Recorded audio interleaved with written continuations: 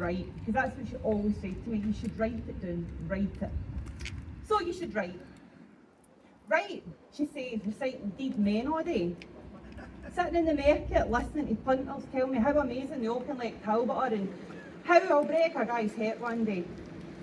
I like when it's quiet and my gran gets out the clouty dumpling that taken a third in the count of her story last night. It's good. She tells me a story of a man called Robert Burns. She does go on a wee bit. But words, talking to me about the power of words. Some kind of makes sense, but some of what she says is a wee bit dense. I'm going to ask if we can go Adonna. No, that's, I did that when I was young.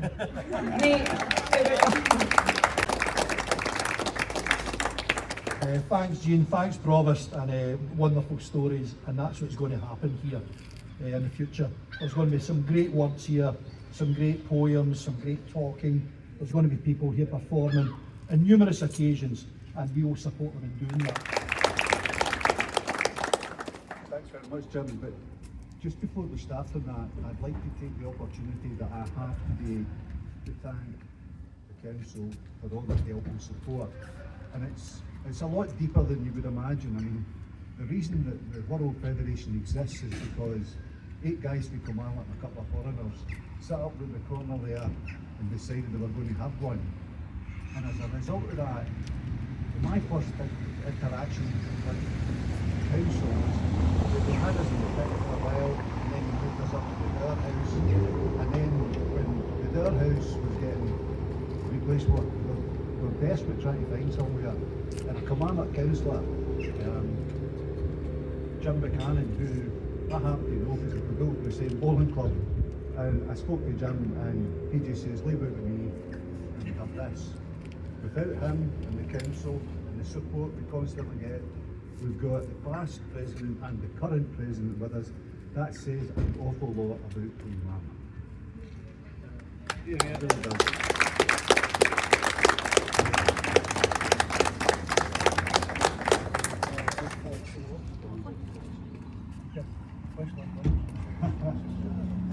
Swift to the Lake Cup, one and all, and there pick up your stations. Then off to Begbie's in a roll, and pour divine libations for the joy of this day. This is Rob Walker, thanks.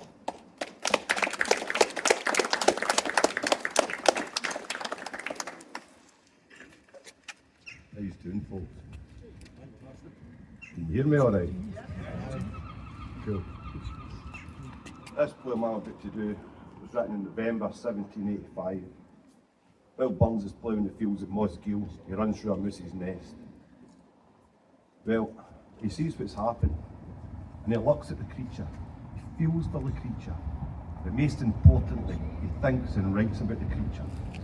And in doing so, in a few short verses, he creates some of the most iconic lines in Scottish literature. Termus by Robert Burns.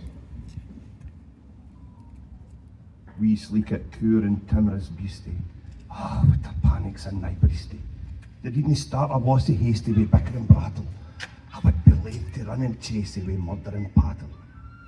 I'm truly sorry man's dominion, his broken nature's social union, that justifies the ill opinion that makes he startle at me, thou poor earth-born companion and fellow mortal. I doubt nae whiles but thou man thieve, but then, bare beastie thou man live. A day man icker in a fray, it's a small request, and I'll get a blessing with the leaving there, mister. You're wee bit hoosey, two and ruin, it's silly was and winds are strewn, and Nathan beauty big on you in a foliage green, and bleak December winds and soon, both snell and keen. Thou saw the field laid bare and waste, and weary winter coming fast, yet cosy here aneath the blast, thou's not to dwell. Don't crash, the cruel cold that passed out through thy cell. That wee bit deeper leaves and stibble, his close to only a wee nibble, but thou's cast out for all thy trouble he was a hall, to cool the winter sleety dribble and clanner call. It was never know thy lane, and proving forsyth may be in vain, the best laid schemes of mice and men gang after clay, and leave us nought but grief and pain for promised joy. Still, thou art blessed compared with me, the present only toucheth thee, but a backward cast my eye in prospects drear, and forward, though I cannae see, I guess and fear.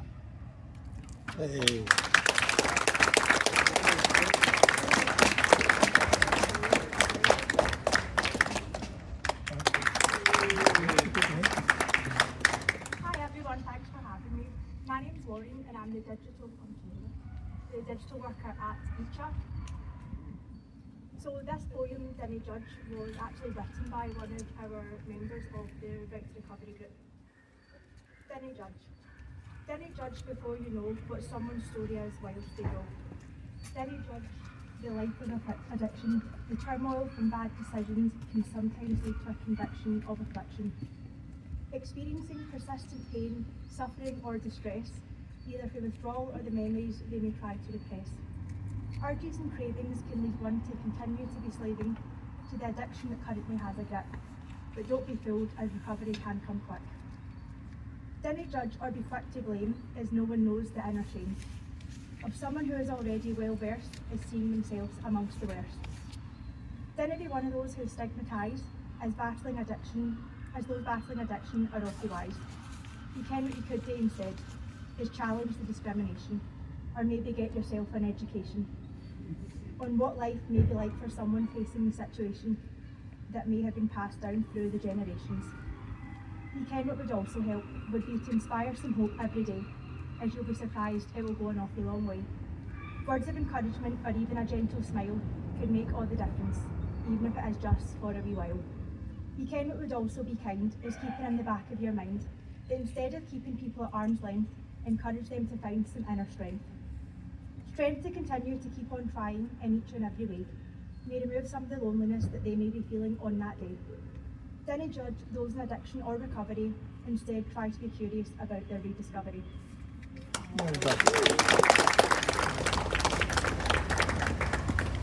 Thank you. Today I'm actually representing the South West Writers Group. We meet on the first and third Tuesday of every month in the Howard Centre in Portland Road, and it's for anyone who is interested in writing. We meet at 1 o'clock, so if you're interested in writing at all, look in, you'll be very welcome. Now some of you know me as a writer of local history books and also novels, but I also write poetry. These days I've got to write them in crayon, but that's another issue. Now this is a very short poem, you'll be pleased to know, and it's about the solemn occasion of death. And the poem is called Death. At his gate, where all are late, I didn't sin, let me in. How did you die? Was his reply. Why you're dead must be said. Oh, I'm with Jim. I said to him, what's that smell? Can you tell? And for a lark, since it was dark, taking a fright, he struck a light. Then the room, it went boom! Silly ass, North Sea gas.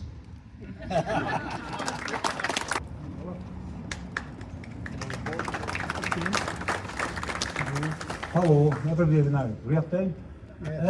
Well, when I got asked to do this, I thought, great, it's a Burns thing, and I thought, magic. I love Tommy Burns. Who was obviously the second most famous Burns to be associated with Kilmarnock.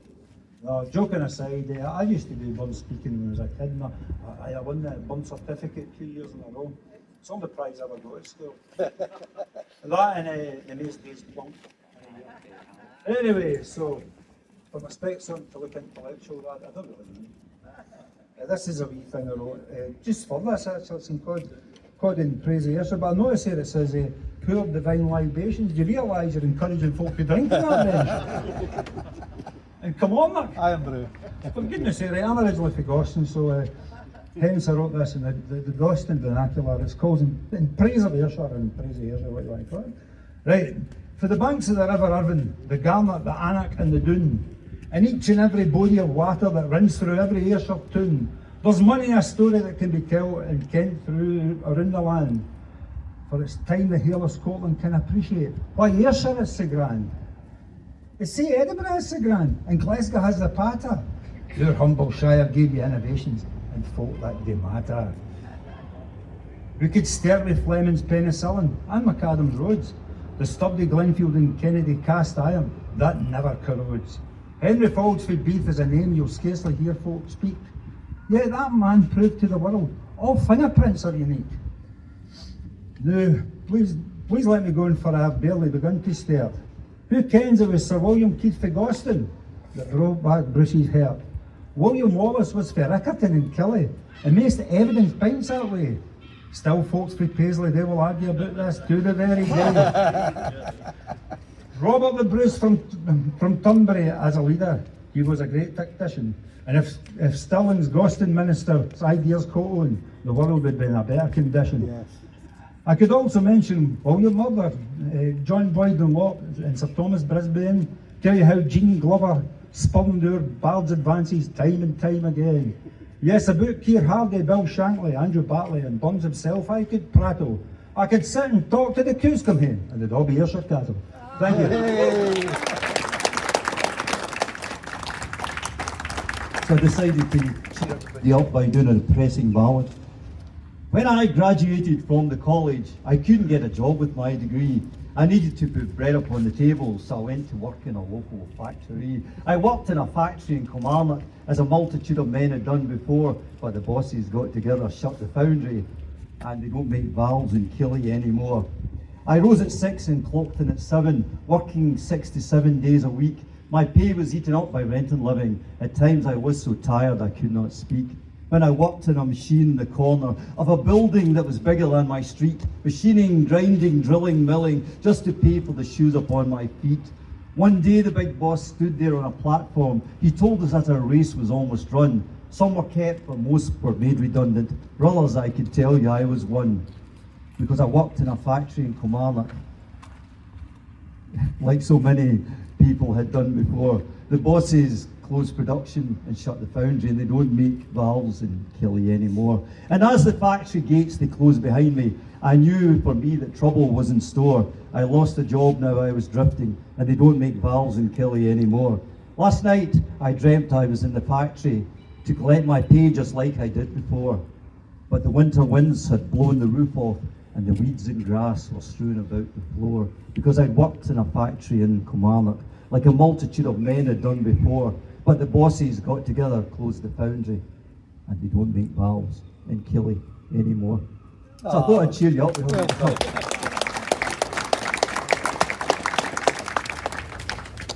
Thank you very much, Jim. And thank you very much for inviting me along to perform this poem. So I hope you enjoy this little ode, which I choose now to dedicate to the Poet's Corner. Ushki Baha, whiskey and slang, no matter the weather, the perfect dram, a man's dram to unite a clan, to celebrate burns and toast a ricked scran, bringing people together all as one. It lights a fire within, fit for a kin, smoother than heather, sharp as a pin. The distillery to inn, sweet as a grin, dark tan like leather, uniquely distinct. So raise your glasses together and sink with a clink. It's whiskey forever, our national drink.